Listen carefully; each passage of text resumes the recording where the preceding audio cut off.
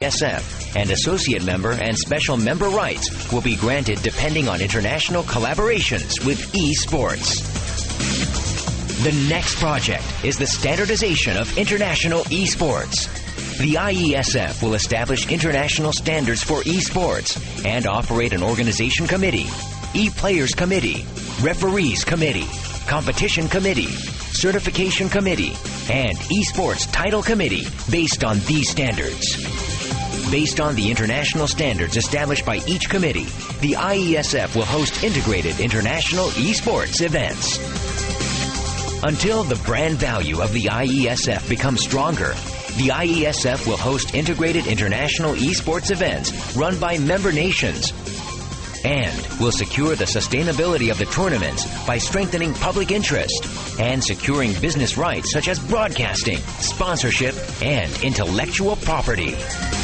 Lastly, IeSF will focus on training human resources for international esports. By establishing player management and a ranking system for each nation, it will establish a systematic foundation for training human resources and operating an administration system for training high-quality referees.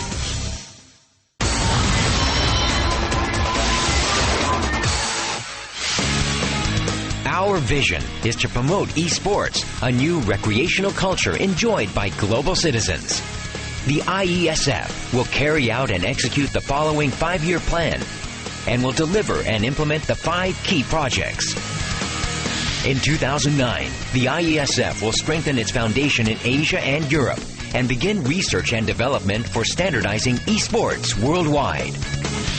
In 2010, the IeSF will expand member nations in Asia, expand into Oceania, and carry out the global standardization of esports. In 2011, the IeSF intends to expand into North and South America. In 2012, the IeSF will expand across the 5 continents and establish a collaborative relationship with key international sports organizations such as the IOC. In 2013, the IeSF will continue to increase the number of member nations, register itself as an international sports organization, and form MOUs with key international sports organizations. By hosting regular meetings and an international esports symposium a year, the IeSF will promote international esports tournaments. With the above, the IeSF aims to grow as the international sports organization, which has nearly 50 member nations within 5 years. Esports is not only the potential future of sport, but it is an industry that is capturing the attention of governments around the world for its economic, social, industrial, and commercial benefits. By establishing an esports collaboration model between nations, the industrial values and public interest values of esports as a recreational culture are expected to grow dramatically. The IeSF will work to ensure that esports becomes a key industry and recreational culture of each member nation. A creative industry that leads the world. Esports is at the center of this creative industry. To become a sport of the future to enjoy anytime, anywhere. To become a next-generation growth engine that heightens a nation's competitiveness.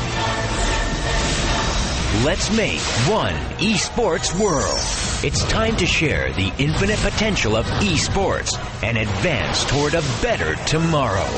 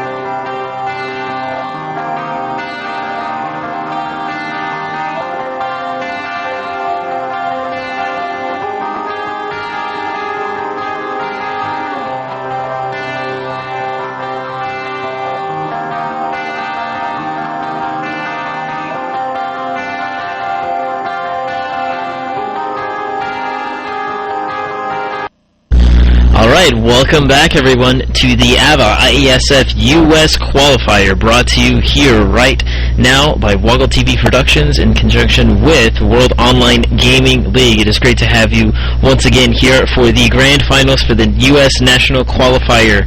It is great to have you here today, and here with us we have an exclusive interview with GM Defkon. So how's it going?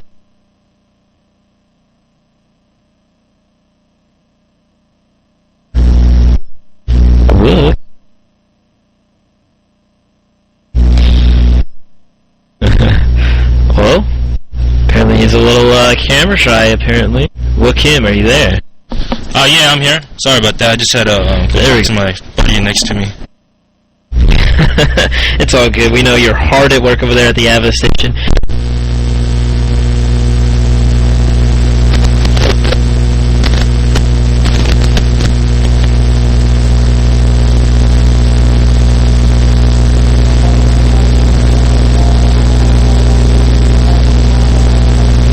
What's going on?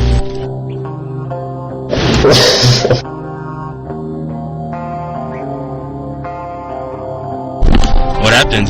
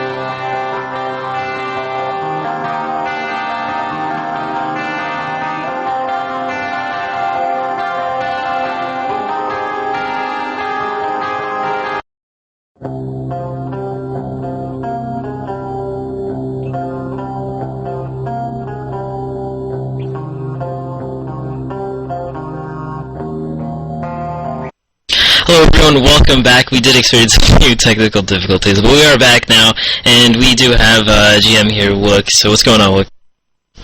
Hey, how's it going? Pretty good here.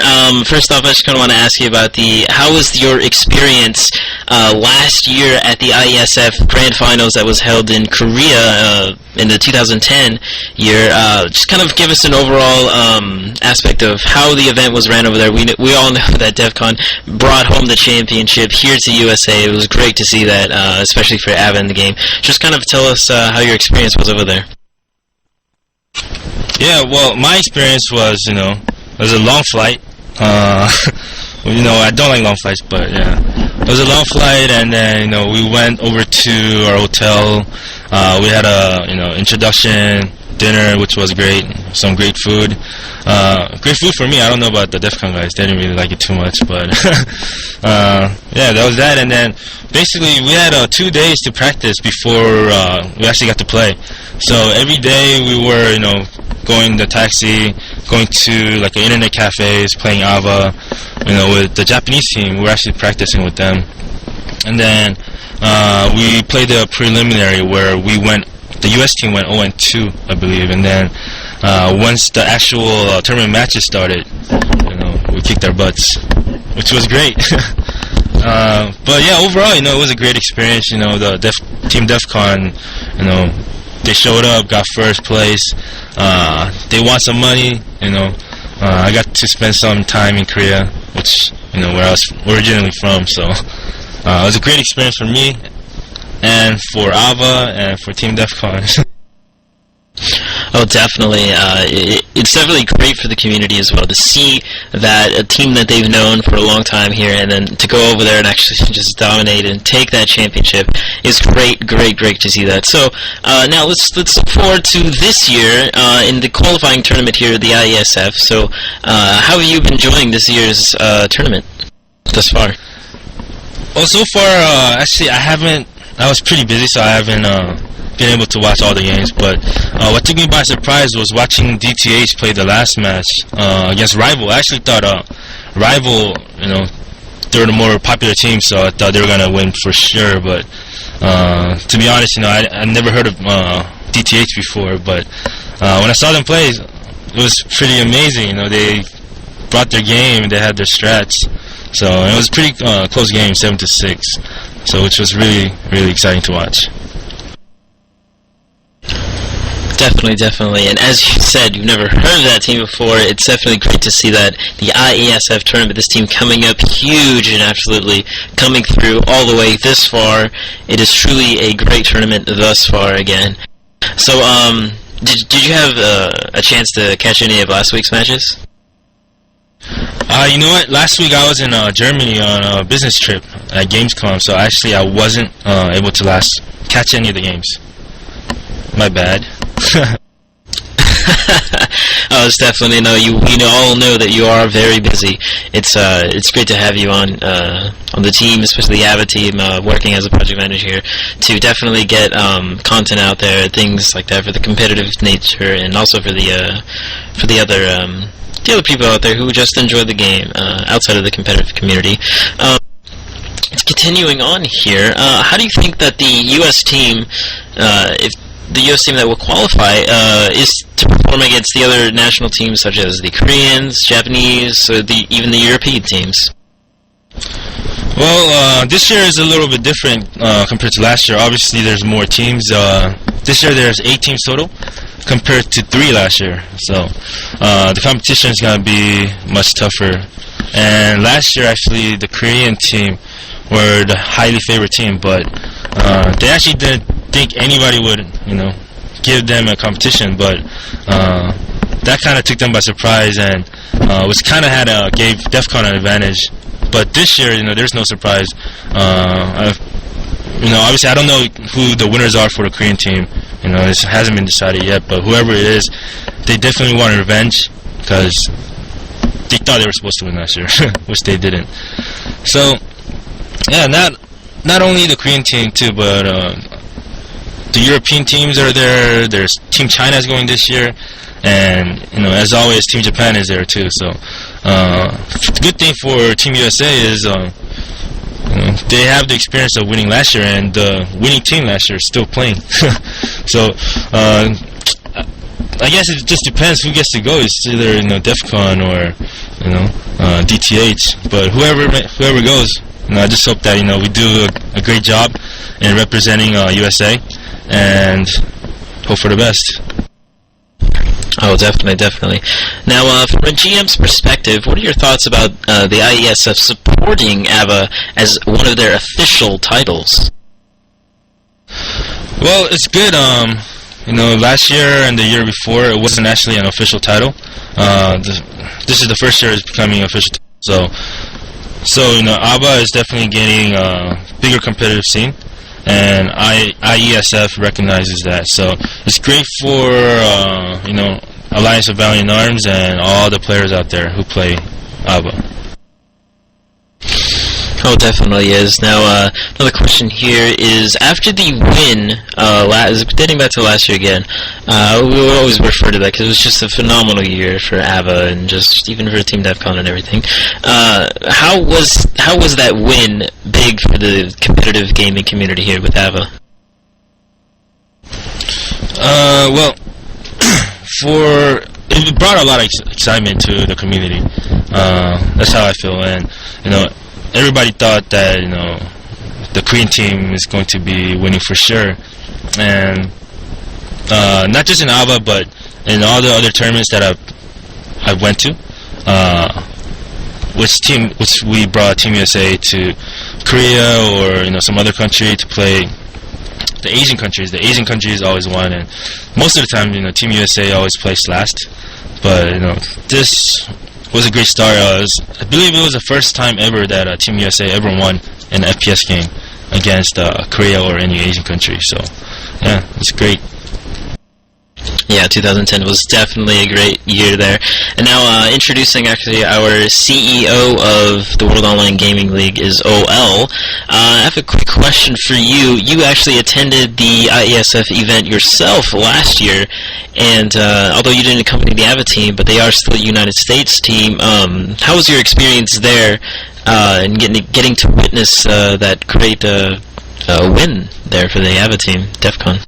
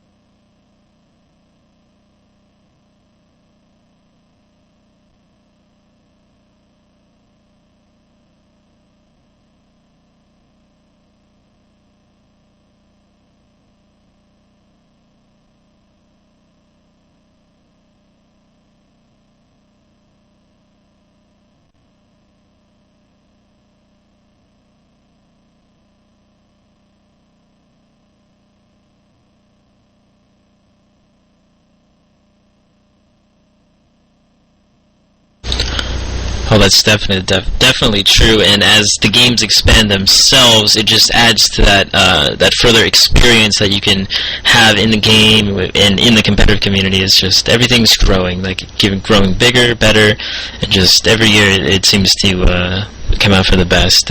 So back to you. Let's see here. Now, a lot of the community members, I'm sure, are wondering: are there going to be any big content updates, or should we be excited about anything coming up probably in the next couple of months, or the next patch probably, or what's going on with that? Yeah, there's always new content coming every month, as you know. But let's see, in September, we posted all the system changes that we're making. We didn't announce the map or the weapons, but there's lots of system changes, like new UI, getting rid of some items such as grenade slots. It's gonna be by default now that you can equip 3 grenades, and you can press 1 key. You can run with 1 key instead of pressing W 2 times. All these little things that we've been hearing, we want this fixed and that fixed ever since CBT. Most of them are going to be coming this year in 2011. We have first-person spectate coming in September. Ping limiter is coming. It's almost finished developing. We really wanted to have that in August, but the developers delayed it a month to September. So right now we're still not sure 100% if it's going to be in September or October, but it's definitely going to be in by October update. But not only that, we have brand new game modes coming. We have a brand new game mode coming in October. No, not October, September. And some pretty crazy stuff by the end of the year. I'm sure some of the community and players have seen it, but there's a thing called robot mode, and all that's coming. We're trying to get create bigger rooms for Death Valley. I'm hearing a lot of complaints how I play Death Valley, I've never win, I always die. And then even here at the office, a lot of people play A.V.A here, and they say they can't beat it. They say, why is it so hard? I played the easy mode, but once I get to the boss, I die.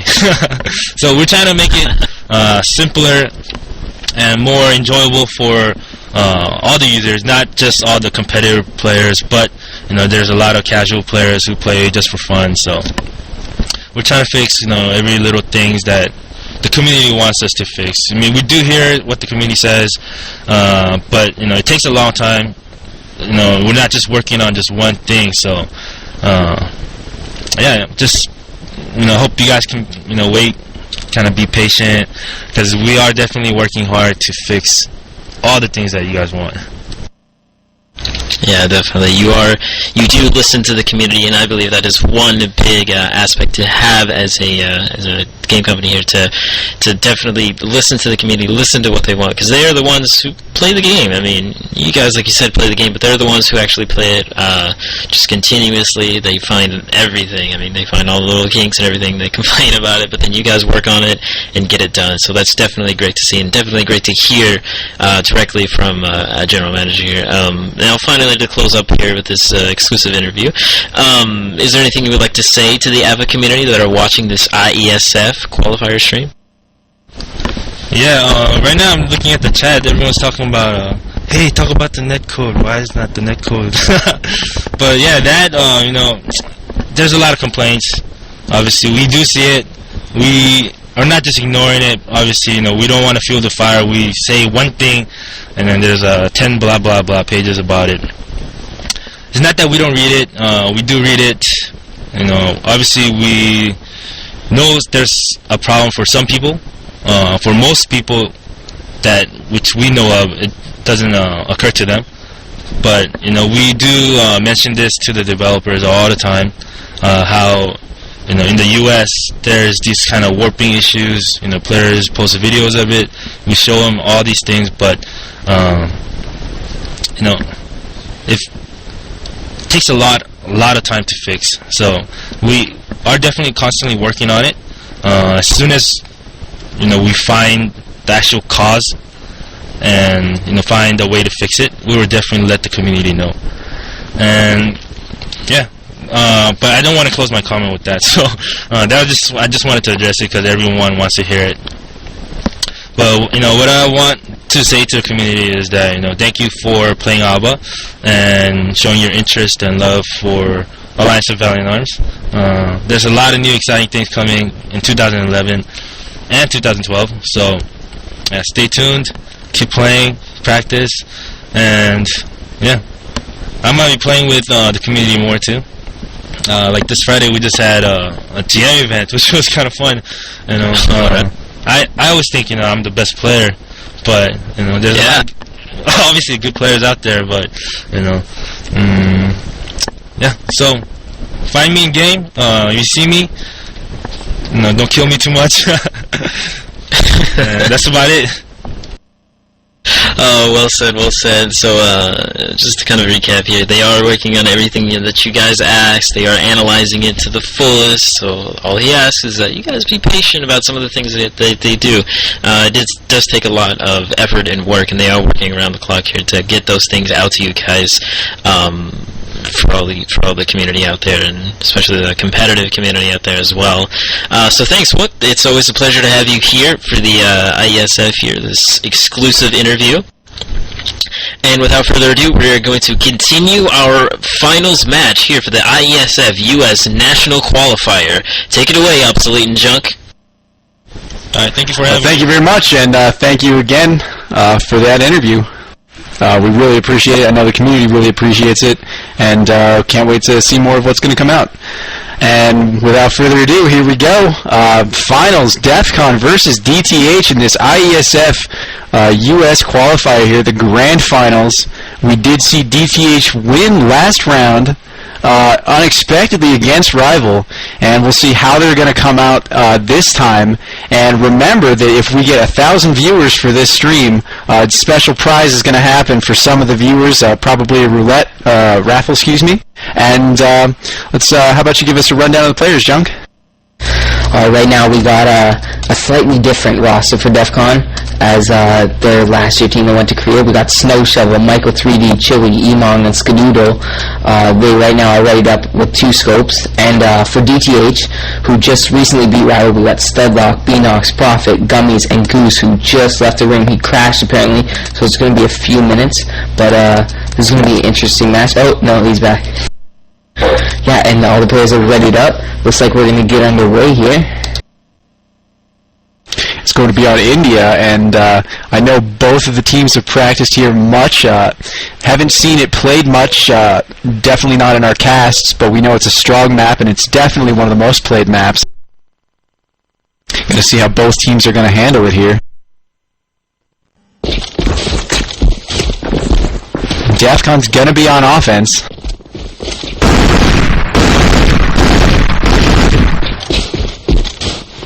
Really excited to see how that win versus Rival is going to affect DTH's morale for this. I mean, they got to be coming off one of the best games of their life, you know? Yeah, for sure. That was an intense game. We saw a lot of strong and well-practiced strats from both sides, and I'd like to see what they got in store for India. And right now, early in the game, we got Gummies with the solo in 2. We got Profit scoping mid, and we got 3 rifles in 1 for DTH. Defkon has a 2-1-2 split right now, playing picks, Emong and Chili on the stairs with Bomb, Skadoodle in mid, Snow Shovel, opting to scope. I know he used to scope for label, but usually he's a rifle on this Defkon team. But him and Mike 3D are working out Spiral. Looks like they're just playing picks even. Pretty balanced setup. It looks like it's really cautious, really careful play. 3 set up at 1 there, watching all 3 of those entrances. It's looking really good, looking really competitive for those setups. We'll see how Defkon manages to try to break in here. Fire in the hole! Michael 3D getting a nade in on B-Nux into the 1 site, breaking into vent, taking out Studlock there, Chili taking out Goose. They've broken into 1 with the C4, Profit and Gummies, 5-on-2. Profit and Gummies trying to break back in. Gummies and Profit both getting a kill with Chili taking out Gummies. Profit 1-on-3 situation with a sniper here. Chili not bothering to peek out, knowing that Profit's got to come in after him. Smokes out, Profit misses that shot there, Chili just blind firing there. Snow Shovel waiting for Profit to peek in, and he will get surrounded and taken out by Emong. Strong play by Defkon there, moving into that vent. It's a very hard place to move in, hard place to attack from, but they managed to do it with Michael 3D getting a good nade in there and offsetting Studlock in there. Quite an interesting play. What do you think about that, Junk? Yeah, it was definitely a smart split. I mean, they're taking advantage of both ways into 1, and even though there's a stack on the site, they managed to pick them apart, and now it looks like they're going to be playing 1 again. Emong has the bomb with Skadoodle and Chili in that pillar area. Looks like they're playing a similar setup as last year, and Snow Shovel and Mike 3D just tend to partner up and work down that spiral, playing picks, and yeah, it looks like they're just playing a Slayer in there. Skadoodle misses an FR shot into 1. You don't see that very often. Skadoodle moving to rotate possibly to mid here. Michael 3D and Snow Shovel coming up mid as well. Profit right around that corner with a scope. Profit versus Snow Shovel there at mid. Chili gets a pick into 1 on B-Nux. Profit, though, gets Snow Shovel there. Studlock nading at Emong. It's a 3-on-2 situation now. Defkon breaks into the vent. They've got 1, but Gummies and Profit are trying to hold them back here. Chili's going to move to plant. Profit covering Gummies' entrances. Gummies gets Chili. Profit gets Michael. Skadoodle takes down Gummies. It's a 1v1 sniper battle. Skadoodle versus Profit here. And Profit outscopes Skadoodle, takes it down, and it will move in for the defuse, getting a 1-to-1 score for DTH. After 2 rounds, Chili at 4-1 for his team, Profit at 5-1 for his own team. This is some interesting play here. What is your read on this game so far, Junk? Yeah, I mean, the game's really going to be depicted by who can hold that one side or take it, and right now, I think Profit saved them, but they're doing a pretty poor job of holding that site, so they're going to have to step it up in there.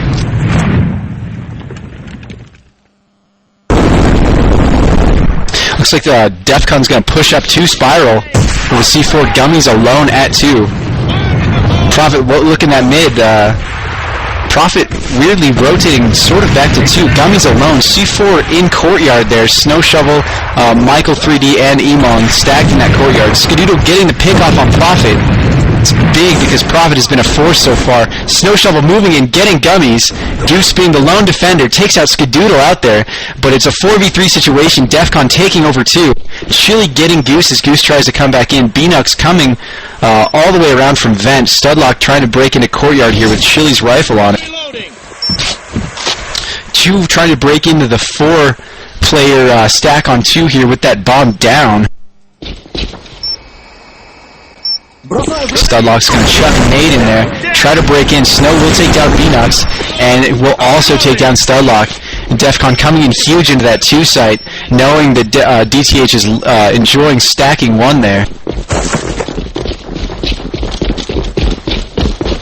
Yeah, right now, Defkon just playing both sites. You know, they're testing the waters, trying to see which is easier, and it looks like they're switching over to 1 this time. They got a full person at 1 right now. And they will take out 3 Studlock. Just going huge with the picks, and Studlock takes out Sky, which is a big dent in this offense. Right now, Prophet and Gummies are the defenders that are up right now. They're going to be pushing into the site. Prophet scoping through the smoke right now. Gummies with the nade frag, and the Emong flags him back. It's a 3v1 situation right now. Prophet trying to scope a pick in here, but they blinded him with that smoke, and now he's UAV'd. It's going to be difficult for him to take this back, and as the bomb's taken, I don't think he's going to have enough time to get this. And there's the timer, and he will get killed. Return to main base. Your efforts are 3-1 here for Defkon. We see Chili having moved up 7-1 for his team, Snow Shovel 6-1 for his team, and Emong 4-1. Prophet 5-3, hasn't gotten a kill in a while. Seeing DTH not changing up their strat very much though. Trying to see where Defcon's going to push. I mean, it's a fairly balanced one. It's a little bit one-stacked, but 1 is easier to break into. We'll see Defkon try to push up 2 Spiral again with that C4. enemy grenade! Enemy! They will break into the Courtyard. Gummies getting Snow Shovel, but Michael 3D taking him out for his trouble. Looks like they've achieved getting 2. Skadoodle picking mid. Prophet scoping him as he gets Beanux. 3-on-3 situation with Defkon holding down 2 with the bomb down. Goose and Prophet trying to come in from their spawn. Goose going in, but taking that nade. Prophet sniping Michael 3D. And Chili and Emong finishing off Stud and Prophet there. Scary play by Defkon there. They just have all those entrances locked down.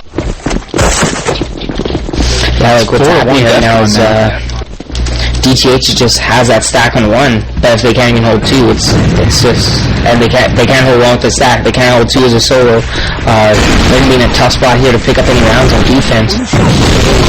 Goose opens up with the picking of Chili and Snow Shovel and the Goose. Snow Shovel going huge to the double. Takes out Beanox. Prophet getting a Snow Shovel. Studlock into Emong. We got a bloodbath in 1.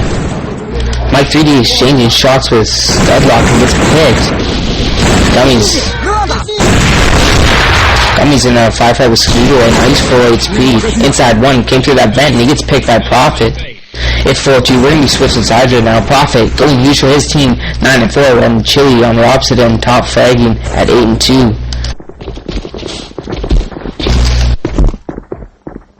Defcon's looking to rush up, possibly in a pillar room. Michael 3D going with Pointman, quickly backing off there. Chili and Michael really mobile this game. Don't see that too often. Pushing up all the way into pillar and falling back. Seen this last game with DTH. They're very, very careful on offense. We've seen offense work out really well for them all day, as they haven't been much of a defensive team. I'm sure they're hoping to reclaim that offensive glory that they really like to do. Prophet is holding his team up with 9-4. Gummies at 6-5. Beanox bottom fragging at 1-6. Chili having that 8-2. Snow Shovel at 8-3, and Emong at 6-2. Studlock staying really, really far back with that C4, trying to work off any picks, deciding where to go. It's an interesting strategy because, Junk, don't you see most teams straight up leave the C4, but DTH elects to have a guy stay back where most teams would just straight up leave the C4? How do you think that works out for them in comparison to other teams? Well, I don't really understand the purpose of it. I mean, you're down a man. It's pretty much like, I'm not sure if he's watching the flank or if he's waiting for a rotate, but he's kind of being useless on the play. But I think it's smart of him so the bomb doesn't get stuck in a terrible position. Yeah, you're right. Most teams do leave a bomb so that they can come back and pick it up whenever. DTH doesn't do that. DTH tries to break into one, mildly successful there, but now it's 4-on-2. Studlock taking out Emon. B-Nux and Studlock trying to get Studlock 1v3 here. Gets some bullets into the back of himself from a Varesk there. Very little health 1-on-3.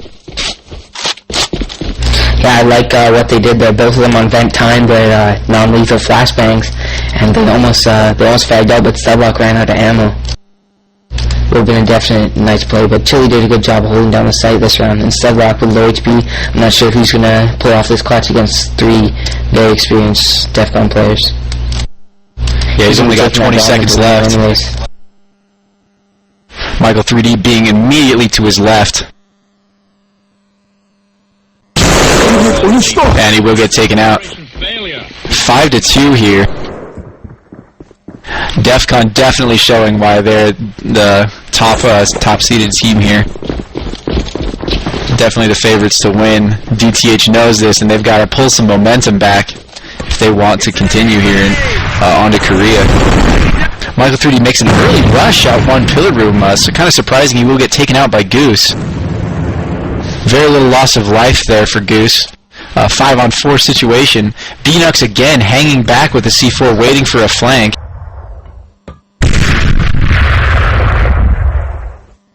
Skadoodle up in mid, trying to get a pick. And I think that's going to be what could turn around for DTH in this game. If Michael 3D gets careless with that point man, they could be 5-4, a lot more than Defkon would like in this game. Because I know he likes to be aggressive, he likes to clear the side for an early rotate. But it's like we just saw on his failed pillar rush, it worked out in the other team's favor. B-Nux has left the bomb, and he and Studlock are trying alternate avenues here. Stud and Snow Shovel might meet each other right here. Fire in the hole! They're just playing with the clock here. DTH, I think, is one of the most careful, slow-playing teams I've ever seen.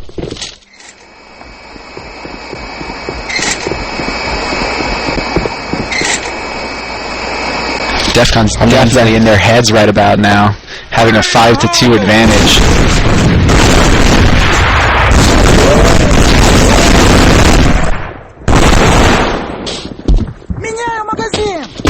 Try to work something into one there. Chili getting a couple kills there. Taking out Prophet is 4-on-2 situation for DTH. For Defkon. Studlock and B-Nux the only 2 left alive. Studlock does eat most of the nade as it comes out of vent here. Skadoodle picking mid. B-Nux trying to take the C4 around 2 spiral. Skadoodle's going to peek around and will take out B-Nux there. An amazing shot, but Studlock will kill him for his trouble there mid. Studlock is 1 HP though, and no armor, and will get taken out by Chili. Failure. Return to main base. 6-2 here for Defkon.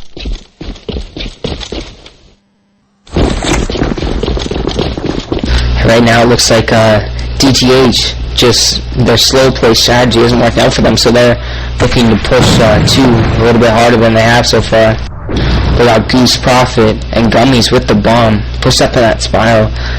B-Nux in the back like he usually does, rocking that flank, and Studlock also in mid. Looks like they're just trying to play it slow, maybe try a different strategy out here, since their slow one play wasn't working so well. They can't really afford to lose another round here since it is 6-2, and this would be a first match win for Defkon if they lost here.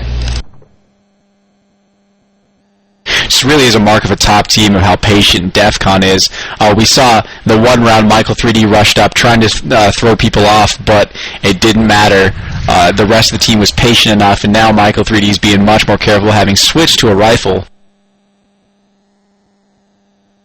definitely knowing that DTH likes to play the waiting game, and Defkon knows they've got time on their side, and they will not bother pressuring. Snow Shovel getting the pick on Profit there in Spiral. Michael 3D eating a few shots there. Fire in the hole! Studlock getting chilly. Michael 3D shooting B-Nux there. And also getting a double on Studlock. 4-on-2 situation. Gummies with C4 in Courtyard and Goose in 2 Spiral. Looks like they're going to back out. Michael 3D shoots a few shots into Goose from mid. Goose is now 1 HP.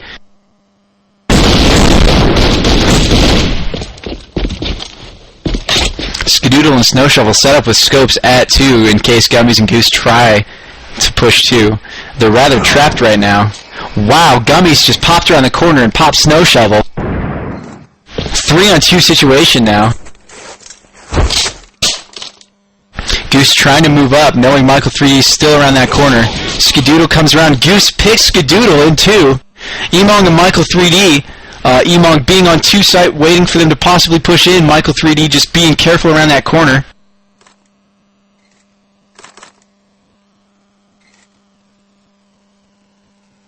Yeah, Goose and Gummies, in my opinion, are probably the most experienced players competitively on this DTH team. I wouldn't put it past them to clutch this. They're both strong players. They have 20 seconds roughly on the clock. Going to be pushing this 2 site. Goose is going to push in. See Emong around that corner. Goose only has 1 health though. Emong sees bomb. Goose does get him. And now Michael 3D is at mid with C4 down in 2. Gummies and Goose trying to hold it off. Michael 3D walking it around, walking back to Courtyard, 2 Spiral side. Looking to show Defkon they're not going down without a fight here. He will come from Courtyard, making a lot of noise, and Goose will take him down there. Good 3 or 4 kills by Goose that round. Quite awesome to watch. And they will get a 3 score against Defkon, and if they could hold it, if they could keep going, but they would have to win every single round to win this map.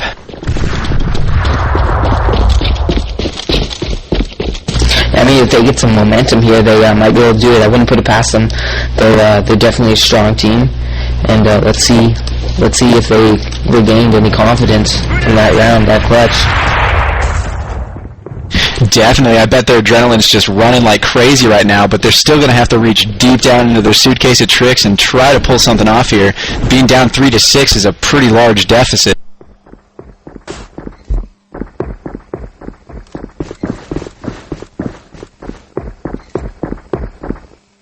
Looks like Studlock has elected this time to leave the bomb in the spawn and try for an extra man for that assault.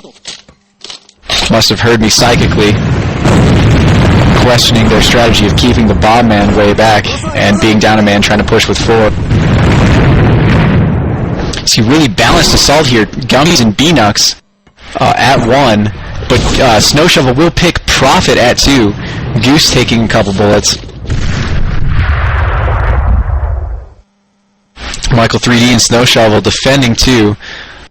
4v5 situation for DTH. Studlock taking the bomb to mid. He looked like he was going up ladder, but he did leave the C4 down first. Throws a nade in, gets Chili out of position for a second, but Chili is too crafty to take that nade.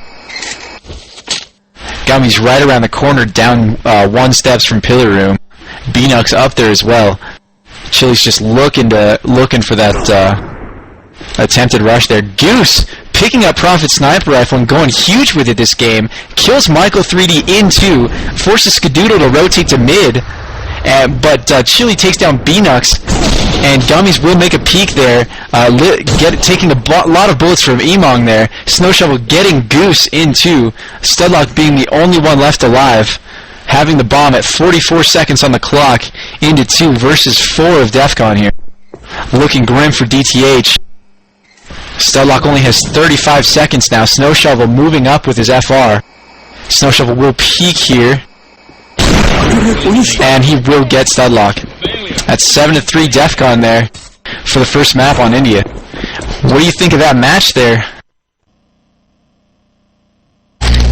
Yeah, it was definitely, I know India to be one of Defcon's stronger maps, and they practice it a lot, but the next map's going to be fox hunting, which is definitely a different layout.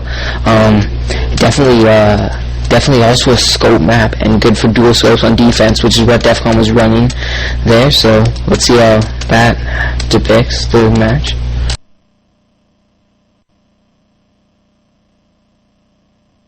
All right, we will see fox hunting, and what do you make of fox hunting as a map? How do you think Defcon plays there? We haven't really seen DTH play fox hunt.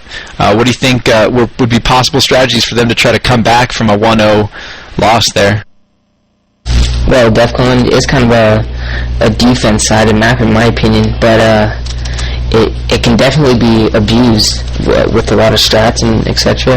Like there's lots of paths to bomb sites and stuff you can take, so let's see how DTH's strategical gameplay can try and get past Defcon's crafty defense. For rivals, for DTH's window rival there, they really were able to play with the time, play with the picks, and work off those. But that hasn't really been the case with their match against Defcon. It's been really hard to pick Defcon members and open up some holes. If a Defcon member has died so far, they haven't really had to rotate. They've just been very, very strong, even losing members. I think it's just really scary to go up against that sort of coordinated defense, and you don't see that very often from many of these teams.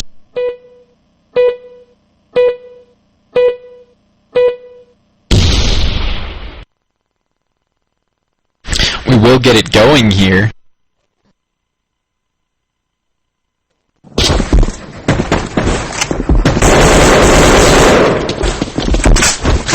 Players are loading up, and it looks like Defcon's going to be on defense. So historically, DTH's strong offense is gonna have to carry them fairly well here for them to still have a chance at this championship title here in IeSF.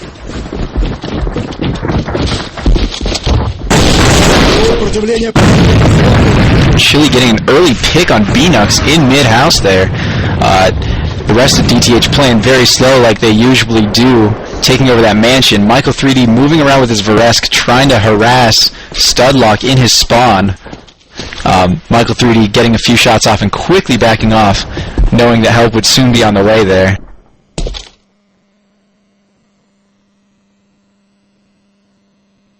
And right now it looks like a 5-4 situation with Defcon. They are still running dual scopes, one in barn, one in kitchen, ladder room, and they're both pretty much looking at the same area. I really don't agree with this setup, but we'll see how they abuse it to pick Profit if he tries to go in that window, which he is about to right now. Fire in the hole! Yes, Garudo in that red house, that's a scary sight for anybody trying to push up one or get into that window to try to get some counter picks. All of DTH is moving up. Michael 3D now thinking he's had enough time between appearances. He's going to try and flank again. Studlock with the C4 back by the car. Gummies looking backwards for the possible flank from Michael 3D there. Michael 3D moves into the mansion. He's going to try and break up DTH here. And he will get Gummies. Goose will take him out for his trouble, but it's a 4-on-3 situation and they are made. Everyone knows they're there now.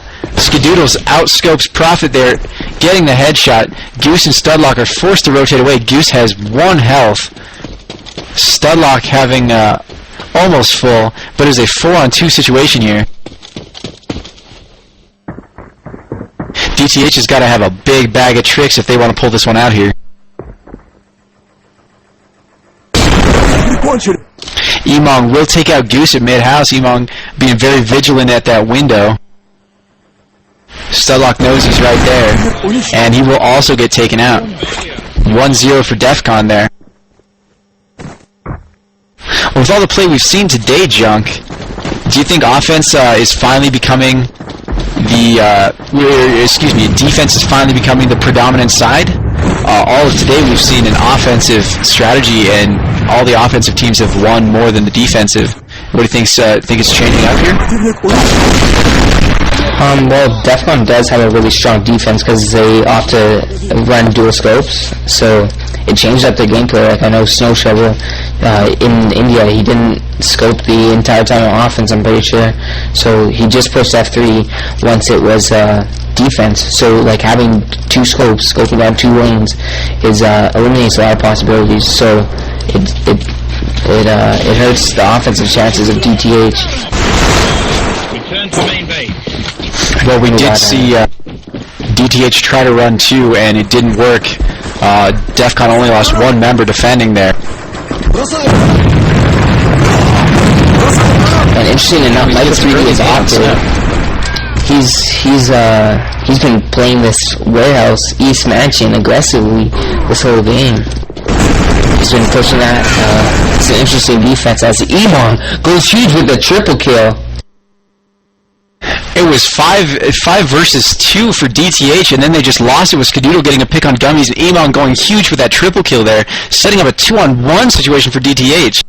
Things just could not be going worse for DTH here. Studlock having to take the bomb back around. Emon coming out will meet Studlock here, and he will kill Studlock, going huge for his team, getting 4 kills that round. Emon is tearing it up this game at 6-1, Chili at 4-1, and Skadoodle at 2-0. DTH is entirely negative. Beanucks at 2-3, the most kills on his team. It's an enemy. Emon kills Goose off the beginning in the mid-house. Looks like nobody in this round is using the M4 isn't using the M4 Mark III as their main rifle here. It's definitely making a hard impact on the speed and the picks of this tournament play here. I've never seen so many quick triple kills. What do you think about that? Yeah, I mean, it's definitely like Gummies is the only player in the game right now using anything but an MK3 with Chili and his M4A1 Tiger, which is a clan mark event gun, which is basically similar to the Mark III. But I think it definitely depicts the way the game is played. Rifles have a lot more versatility, close and long range. You can do a lot more things, and yeah, it's definitely changing the way this is being played. But Studlock in a 4v1 situation right now, he has the bomb. He's at East Mansion. But give him some action. Doesn't see Emon. He didn't see him until the last minute. Emon already got some shots into him, so he took out Studlock. And it is Emon's going a lightning huge 8-1 here. It's a phenomenal score for a finals match. Usually we expect to see that sort of score from Skadoodle.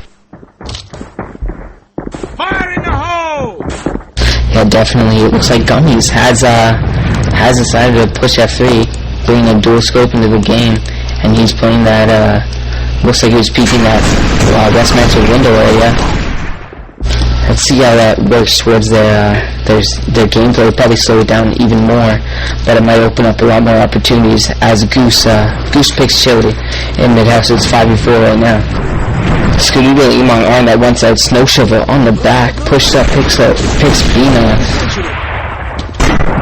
Emon with that gets it made off on Goose there. Very nicely timed flash. Snow Shovel picks Prophet. Gummies and Prophet for DTH are having a very hard time. I think DTH's main failing so far, their scopes have just not been up to par with the amount of power that Defkon scopes bring to the table here.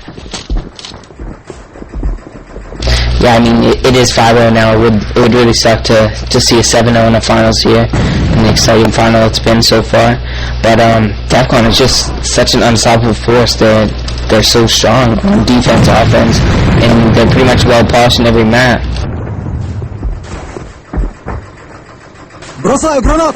Beanucks trying to move around. Snow Shovel misses that pick there after previously getting a pick on Studlock. Skadoodle over at 1, trying to fight Gummies. He did get a tag on Gummies there. C4 is hiding in Winehouse there. Snow Shovel was waiting for him to peek out, and Prophet will peek out and get picked by Snow Shovel there. 4-on-3 situation. Skadoodle now picks Gummies finally, and Goose gets revenge. They're getting Skadoodle. 3-on-2 situation. Now 3-on-1. Emon getting Phoenix out of the Winehouse, and Snow Shovel picking Goose there. 6-0, and now we'll switch sides. 3 players on DTH only having 1 kill.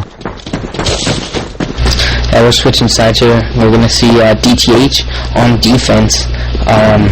Maybe since this map, in my opinion, is quite defense-sided, they might get back some rounds, possibly win this, take it to an overtime. We got a pretty one-sided defense for them. Skadoodle opens up with a pick on Profit, and looks like they're going to be pushing this one side. Sudlock gets tagged up by Nade. It's pretty weak defense they have here now.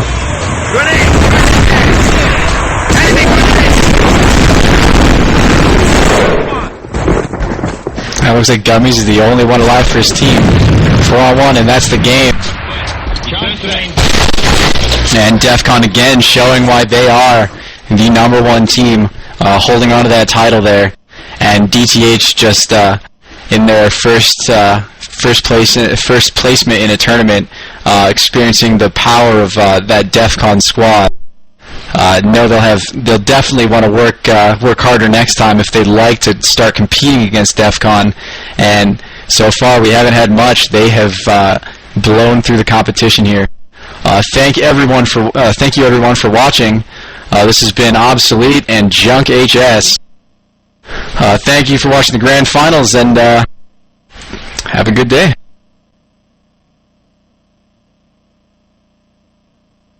Peace.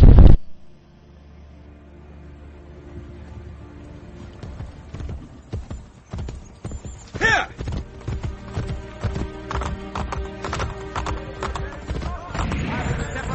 Hey, hey! Here!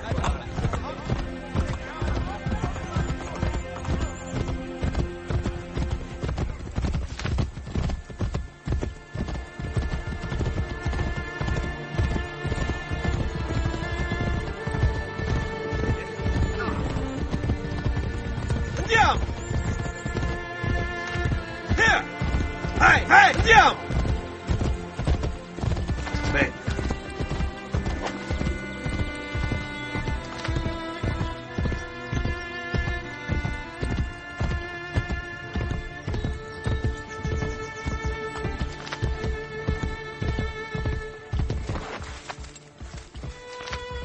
Oh, whoa.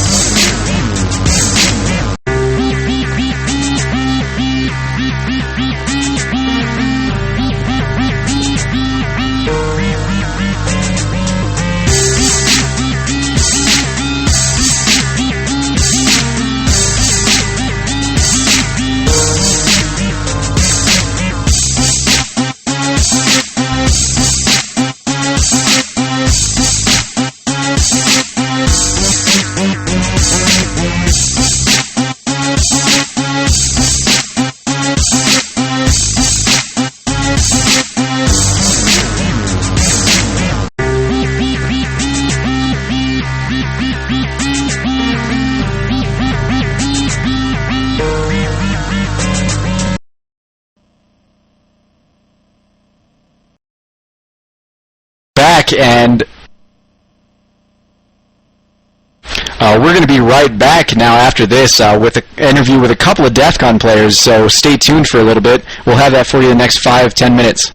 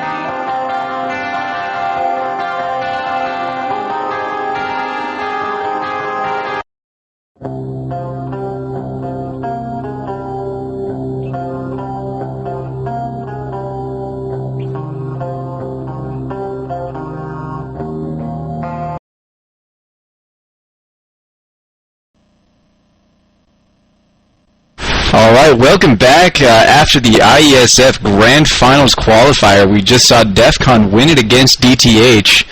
Now we have some more questions for Wook Kim here, Devilito. So Devilito, a lot of viewers and a lot of people want to know what would be the path to get Canadians back into IeSF this year, or next year, excuse me. For this year, obviously, they can't go. We did try to get the Team Canada to go, but IeSF said no, they can't. This year only Team USA can represent. So for next year, we're going to, let IeSF know how much Canadian players and how strong the competitive players are from Canada. Once we go to IeSF in October, and then just basically express our feelings, how we, Canada should be able to be represented, and we'll see how it goes from there. Obviously, I can't guarantee anything. IeSF is their league. I don't control that, so yep, that's about it. Right, so I heard the best advice would be to try to get a little bit more Canadians involved in IeSF in other games as well, so that there can be a big pool of people for IeSF to work with in Canada, so that we can work on getting them in several events next year. That sound like a possibility to you?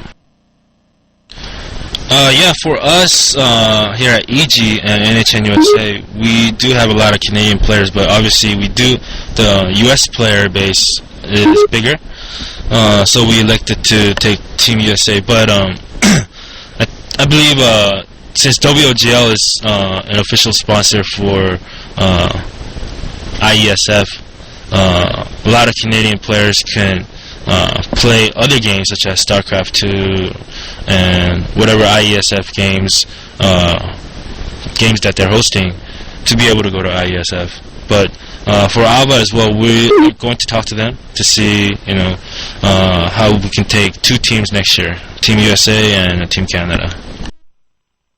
All right, that would be great. I'm sure everybody in the A.V.A competitive scene wants to see the entrance of the Canadians in these big tournaments, and we'll hope to get that in line for next year. Now we'll turn it over to Ryan, who's going to be asking some questions to you from the viewers that we've picked up during the stream. Ryan, you want to start us off? Sure. So we don't really have many questions here, and a lot of them have been addressed, but I guess first we'll start off with when can we expect the next patch? The next patch, actually, before I explain about the next patch, ever since 2009, when we first launched the closed beta service, we've been patching the game, adding new contents just about twice a month for about a year and a half, and we just suddenly changed the patching schedule to once a month.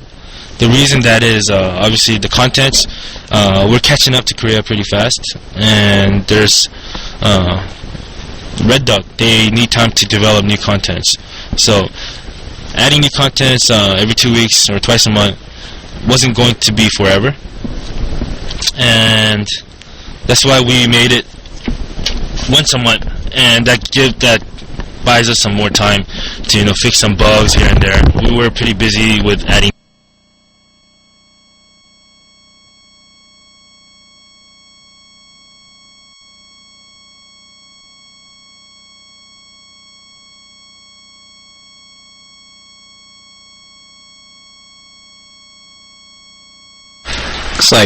Looks like Wook Kim may have lagged out there.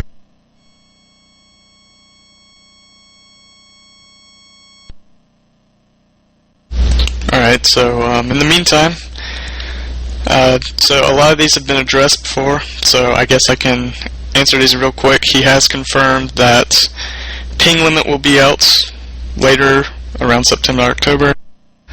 Are you back, Woo? Are you back, Woo? Nope, he's still, He has disconnected. Ryan's right. We do have confirmation on the ping limits. They will be happening very soon. He said that they were supposed to come in August. Now they dropped it to September. And, we all know how IGA operates, but he said no later than October. We'll take him for his word on that. I know a lot of players are pining for those new features. Absolutely. Now, right now, I'll just go ahead and do some shout-outs for some people, since I did not get to early.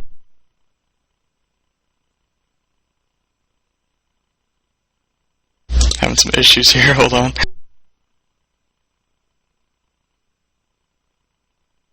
Alright, we have Optimus 3D, shout out to Steve, Alex, Orlicki, Jeremy, Marcus, Johannes, and the rest of the crew Minecraft owns. We have I Am Lights, shout out to One Shot Kid for teaching me how to Dougie. Cookie Awesome, shout out to Quayle for being what he is, bad. And Anka, Duck H, he said if he can't pronounce, he said he loves all them noops. Hi, I'm back. Alright, we have him back. There's some technical difficulties. My mic got unplugged. Oh, that absolutely happens. Now, one question we're seeing a lot about is, what about the EU community, and what are you going to do for them, I guess is the intention of that question. Europe community? Yes. Yeah, for the Europe community, we are still working with ESL for, competitive ladders and cups. So for competitions, the ESL will be handling that. And for IeSF, the tournament is already over. It started beginning of August for them. IeSF took control of that themselves and operated that tournament. I believe it was Netherlands and can't remember who the other team was off the top of my head. But yeah, for Europeans, there's definitely a lot of chances for competitions as well. But in terms of the game, A.V.A itself, it's gonna be the same for USA and Europe. Basically the same clients. Except separated into two different servers. And I wanted to address the question that was about the content updates. I think I got cut off, or my mic got unplugged. But next update is in September. It's going to be September 21st. It's going to be after the Labor Day weekend. And there's a new mode coming, which is really fun to play. I don't want to give it out exact map and the mode just yet, but it's a really fun mode. Obviously, it's being enjoyed in Korea a lot, and I expect a lot of the EG players to like it as well. And yeah, we have a lot of system updates too. You can run with one button key. There's a lot of there's a new UI which looks fantastic. There's also an event coming where there's going to be a new daily mission being added just for the event period, where if you play for an hour you get a watermelon helmet as well as in-game money, which are the euros. So you can get those every day during the event period. And we do have much more content coming up later this year as well. There's the robot mode, which is a whole different world than the current A.V.A. But that's AI missions. Since we're in WGL, so online gaming league, so I'm sure they want to hear more stuff about how it's going to improve for the competitive players. And we do have a first-person spectate coming in September update, and we do have what the community has been asking for a long time, which is the ping limiter. We're almost done developing it. We're just putting the finishing touches on it, and we should get it into the game at least by October. Hopefully in September, but we may have to delay it until October. All right, thank you very much, Woo Kim, Devilito. Now we're gonna hand it over. Gonna interview some Defkon players here. So thank you very much for your time. We hope to see you again soon. Yep, anytime. Thank you. Bye. Thank you.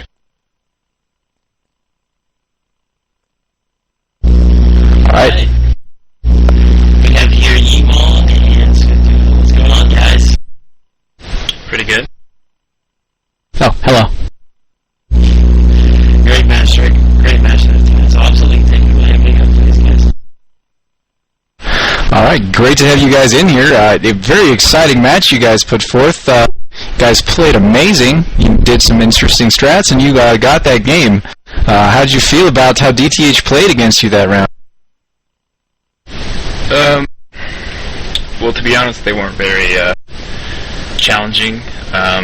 We've never played them before. We've never scrimmed them.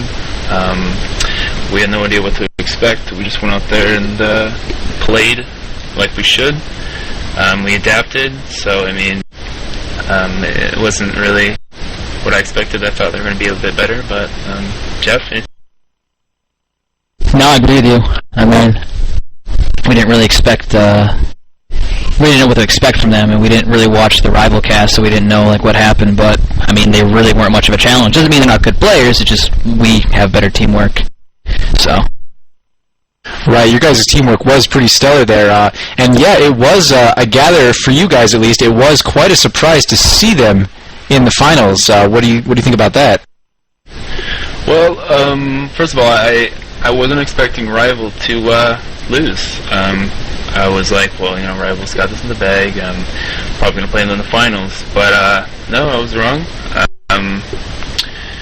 Rival lost the game, and I think the mistake happened is where they would scrim, but I would never see them scrim with their American lineup. With their WOGL roster, they would always scrim with their Canadian players, and I just think they lacked team chemistry there, and that's about it. Anything, Jeff? No, I agree. I mean, we honestly didn't think that Rival was even going to lose the map. We were expecting to see double 7-0s, and at the beginning of it, it actually looked like that. We saw, like, the first 3 rounds, it was 3-0, and then out of nowhere, apparently, it was like a 7-5. So, I mean, outside of that, we didn't know what to expect from either of them, and it was pretty surprising seeing that Rival loss. And like Skadoodle said, I mean, they had every opportunity to practice with their 5, and most of the time we would see or hear that they were practicing with, you know, their Canadian players or just random players. So I think that they might have underestimated their opponent more than they actually lost because of skill, because they are good players, and they definitely are better players than that team. So, I mean, that's my opinion on the whole situation.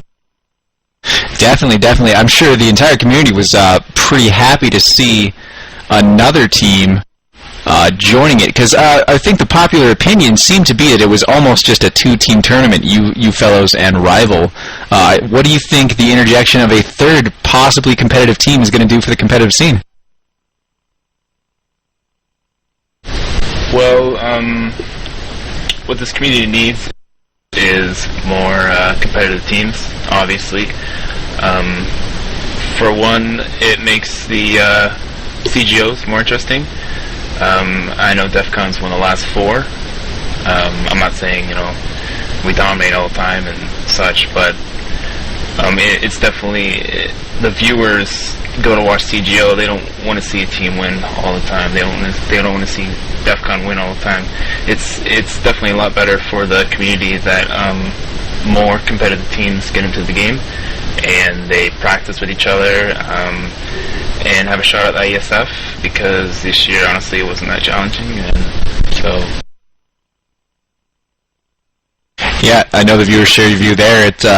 We do need some more competitive teams, so hopefully DTH can work together harder in the future, and maybe some other teams as well come up and start giving some good matches around these parts. So, how does it feel to have won this the second time in a row? You going to Korea again? It feels pretty good. I'm really excited. I know last year was the first time, obviously. I had a great time up there. It was really amazing seeing my teammates for the first time, going to LANs, you know, setting up, going out to eat together, going to the open ceremonies and the dinners, and just practicing as a team. First time at LAN, it was a real exciting moment, and especially the moment on stage where took out Japan. We were like, all right, guys, we got this, no problem. Go into the Korea match. We were down, but we didn't give up. Ended up coming back and winning, and it was just like the greatest moment. And A.V.A, for sure, for me. That's great to hear. You got one switch from that last time, Emong instead of Corrupt, correct? Yeah, Corrupt was unfortunately not able to go this year.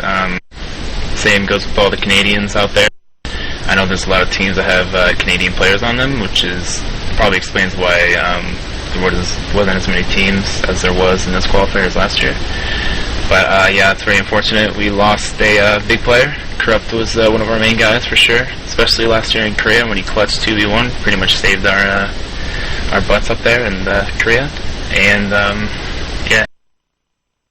Also, A.V.A was on the roster last year, and Snow Shovel's now on the team instead of A.V.A, so it's 3 of the main people from last year, then the 2 additions included, which is me and Snow Shovel, so should be interesting.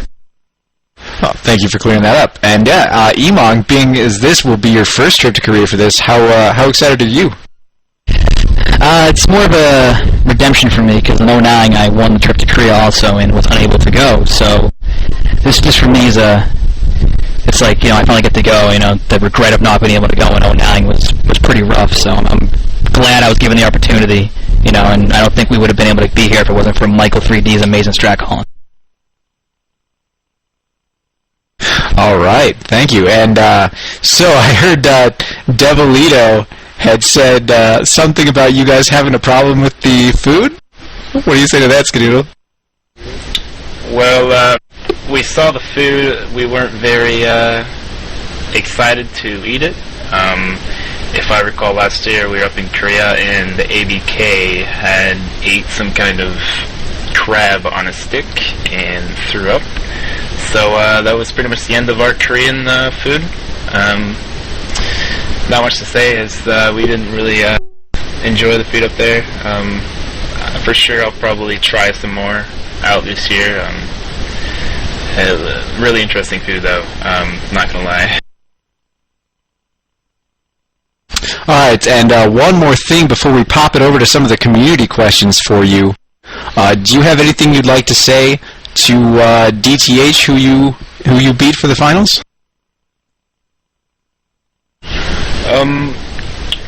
Definitely don't take this as a don't be like, wow, we're a bad team, we lost to Defkon, we don't, we're never gonna get better. Well, the truth is, when you lose to a team, you're supposed to go over what you did wrong and what you need to improve on, how to execute strats better, how to adapt to their play style, counter strats, whatever you need to do. Most teams these days, they lose, they don't want to scrim anymore. We beat them over and over and over. Eventually you get dodged. We didn't get much practice this qualifier because most of the teams were like, wow, we're going to play Defkon, we're going to lose, we don't want to play these guys. But people need to play the better teams. They need to learn what they do, study them, do what they do, make strats. That's what the Kava community, training community, A.V.A, they do. They play the best teams all the time. They try and play the better team. They try to get better. That's why their community is somewhat better, apparently, than ours, is because we tend to dodge a lot of the better teams and not play them. Maybe I'll add to this pretty much what he says. It's like, the problem with A.V.A is that a lot of teams just kind of one and done it and then wait, 8 months to play again, and that doesn't help at all. I mean, it doesn't mean Defcon's playing 24/7, but Defcon, sticks around and continues to build that chemistry and that teamwork. I mean, we had issues getting scrims the last couple weeks because teams just said they didn't want to play us, and not playing the best team in the game isn't going to get anybody better. If you play a lesser team who sucks, you're not really going to learn anything except that you can, hold the sprint button down and rush into their spawn. It's for my advice is just keep playing the game. You're only going to get better, and that's literally all you have to do is keep playing the game. I mean, if they don't enjoy it, they can stop playing. But I mean, it seems like they want to put time into it, so continue to play. All right, thank you guys very much, and now we'll turn it over to Richard for some community questions. Thanks again. All right, thanks, Obsolete. We have a couple questions here from Kolachek. He asks, how do you stay so focused during an important match like this, such as the finals here tonight? Well, first of all, you don't want to overreact to everything. I mean, you lose a sight. You're like, oh man, we're gonna lose a sight. We lost the sight. We can't retake. You lose a round and you get all frustrated. You yell at your teammates. You're like, oh man, you're so bad. You can't aim. You can't even hit the scope. What you have to do is you have to maintain team chemistry. You can't get frustrated at your teammates during the match. It'll ruin your teamwork. You won't start making calls and anything of that. Pretty much what he said. It's if you're gonna talk crap about your own teammates during a match, do it after the match. Wait, don't sit there and fight with each other and just develop that chemistry most important. And that goes right back to saying scrim the best teams, because even scrimming against some of the best teams can get you prepared for that focus you need. I mean, once you play in a couple big scrims, big matches, there's no more nervousness or focus issues left. You just play your game. That's definitely very true. As we're moving on here to our next community question from Chakunda, he asks how do you think the competition will be this year at the IeSF in Korea? Definitely a lot better. Now that there's more teams, we had videos of Taiwan being in LAN already. I know their community is really big, but I expect Defkon this year to definitely be top 3 for sure. We do think that we have a chance to win it again this year. We have a really good team. We just need to improve on a lot of things and just try our best. Definitely. From Spartacus 117, he asks, what is the most important factor in winning as a team?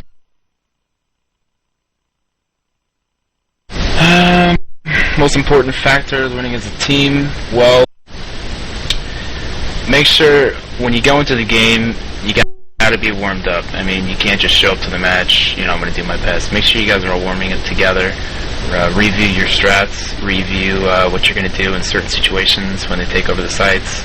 I know in matches, tournaments, people tend to be really aggressive.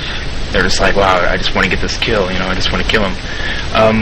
Make sure you have to be patient. Your team has to be patient. I mean, even if there's 2 minutes left in the round, 30 seconds or so, you just want to push the guy, you just want to end the round, you have to wait. You have to be patient.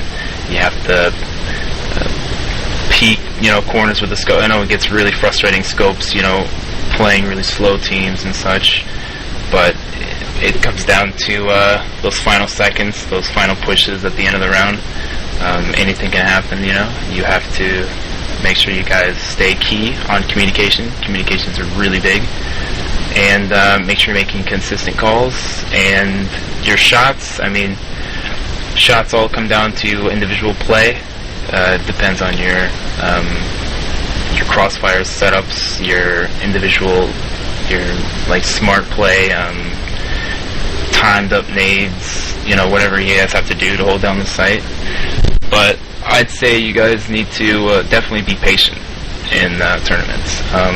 Don't overreact. Don't over-rotate to 2 smokes, 2 deployments rushing up. Make sure you guys stay really patient, and that's about it. And don't focus on XYZ strats, every one person goes here and there, because what's going to happen is that one stat gets shut down and people only know one way to play, you're going to have trouble adapting. So be able to play an adaptive style, otherwise it's going to be pretty rough when one of your strats gets shut down and that's all you know how to do. You only know how to push one person this way and that way, and then it becomes a whole cluster. And just, I don't know, I've always played in teams in the past where you just want to play an adaptive play style, so you basically tell people what to do, but you let them do whatever they want, type of thing. And that way, everybody's comfortable with what they're doing. Because if you make somebody do something they're not comfortable with, they're not going to play well most of the time. Definitely, it's very true, very true. Another question here is, how instrumental was the pickup of Snow Shovel has been on your team? Well, he's an amazing player. He plays really smart, good sound. He has really low ping. It's pretty beneficial in our A.V.A servers at the moment. He kind of plays scope and pair at the same time. He's kind of like a hybrid. He's a really good team player. He can be, really effective at times with the para. I know he makes videos on YouTube, and he's really good with team chemistry and such. We picked him up pretty recently, and we've been playing a lot, trying to make team chemistry together as a team. We've been playing with Corrupt all this time as a scope, and it's a real penalty to us to lose him. But as one of the scopes on the team, and I'm trying to figure out, what's he going to do in these certain situations. I got to know what's going through his head. Pretty much, I'm trying to, be like, all right, what are you going to do in these situations? That way, we can do, a duo scope like me and Corrupt used to do. It was pretty effective. Most of the times, he goes rifle on certain strats and such, and sometimes I get a single scope. But he's a really good player.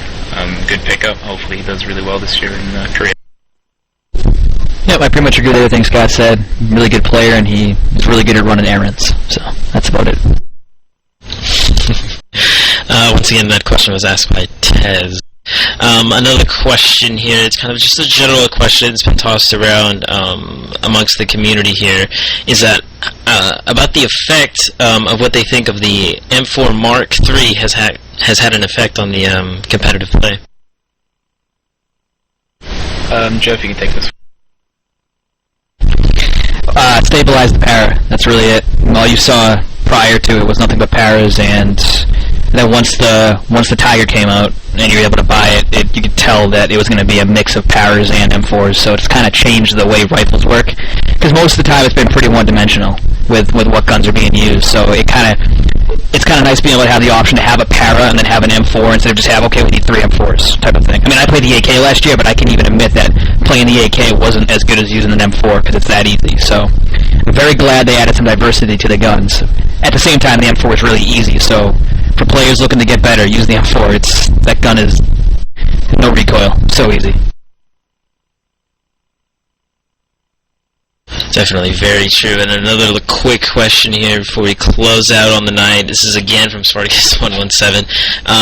It's, what do you do when you don't play at the level that you expect of yourself? For instance, he says that he rages, or how does he control the anger or meet his expectations or lower them even?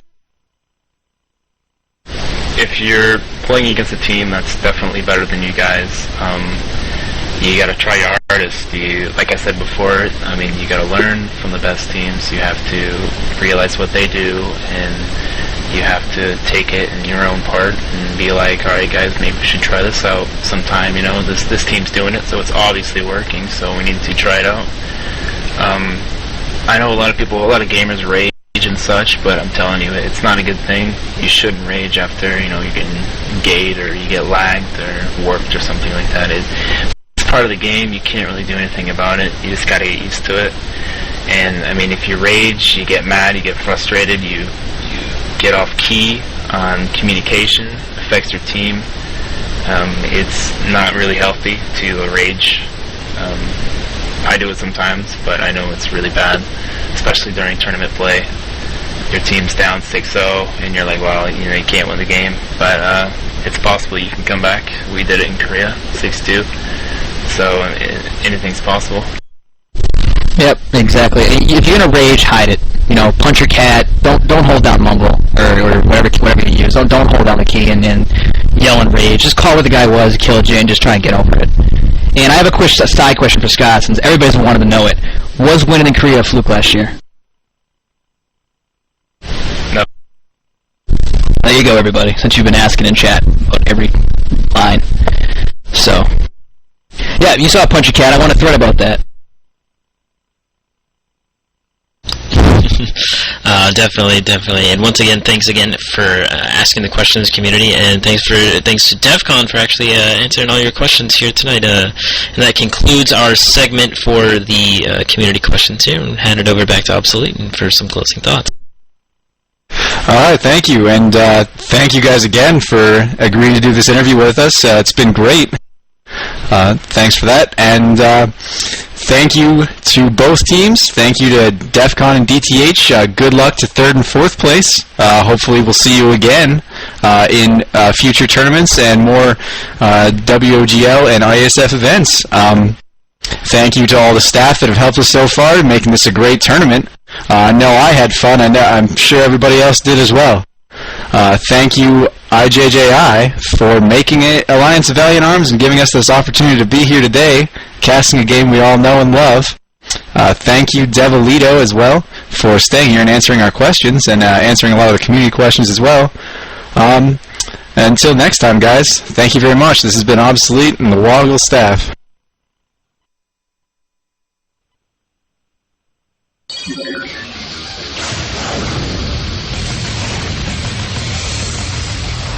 Non-discriminate world on borders, race, gender, and disability. The cyber world.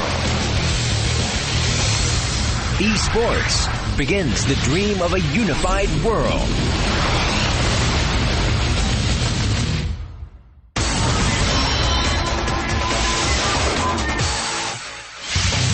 The culture for the next generation of global citizens, esports.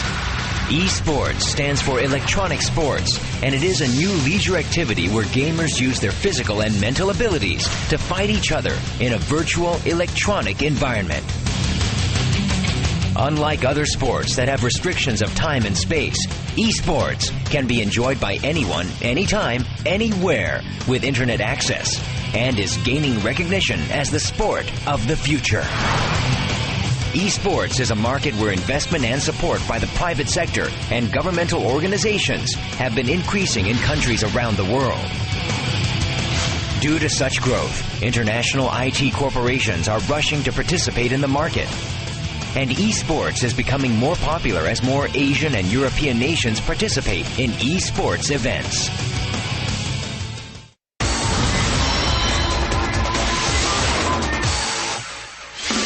Esports is becoming more popular year after year.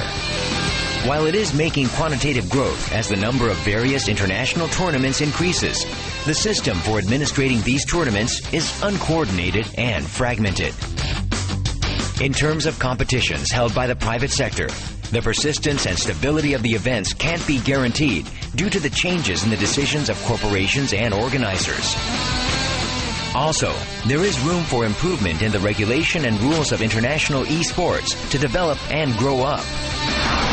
As the need for global cooperation increases in order to resolve these problems, the International Esports Federation, which was formed in August 2008, held a general meeting in November of the same year and took the first steps to establishing a system by electing executives, approving member nations, and making decisions on key agendas.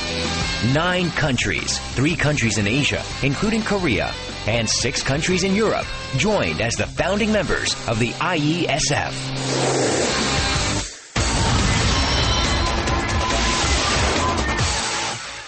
IeSF is carrying out the following 4 key projects to promote integrated growth of esports worldwide.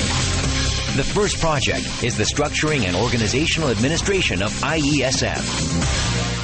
One esports association will be named as an official member of IeSF, and associate member and special member rights will be granted depending on international collaborations with esports.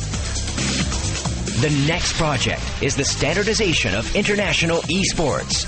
The IeSF will establish international standards for esports and operate an organization committee, e-players committee, referees committee, competition committee, certification committee, and esports title committee based on these standards. Based on the international standards established by each committee, the IeSF will host integrated international esports events. Until the brand value of the IeSF becomes stronger, the IeSF will host integrated international esports events run by member nations and will secure the sustainability of the tournaments by strengthening public interest and securing business rights such as broadcasting, sponsorship, and intellectual property. Lastly, IeSF will focus on training human resources for international esports. By establishing player management and a ranking system for each nation, it will establish a systematic foundation for training human resources and operating an administration system for training high-quality referees.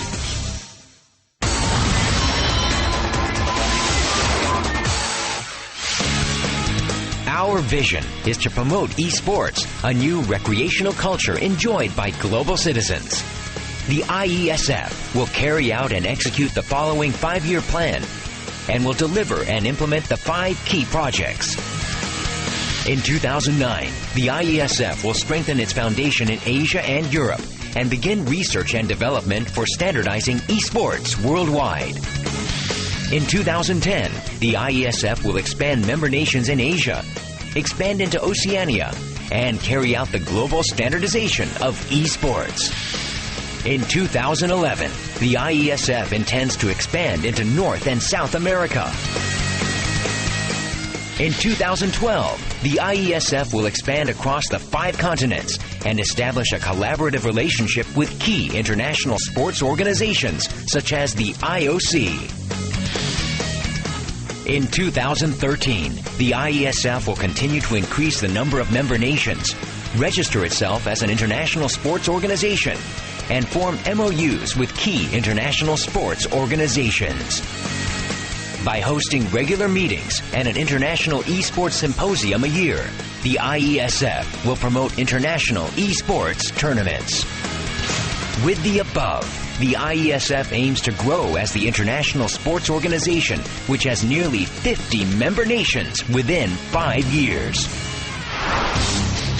Esports is not only the potential future of sport, but it is an industry that is capturing the attention of governments around the world for its economic, social, industrial, and commercial benefits.